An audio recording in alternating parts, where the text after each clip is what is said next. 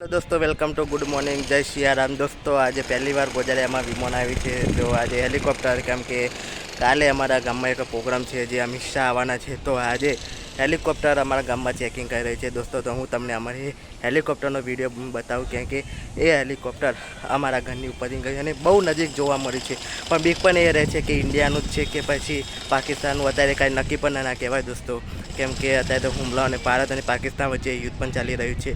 તો નક્કી કંઈ પણ ના શકાય, ભારત પાકિસ્તાનનું બી હોઈ શકે છે. કેમ કે અત્યારે અમારા ઘર સામે એથી ઉતરી છે અને હું તમને આ વિડીયોમાં તમને બતાવું હેલિકોપ્ટર કેટલું નજીક ઉડી રહ્યું છે. તો દોસ્તો વિડીયોને અંત તક દેખતા રહેજો.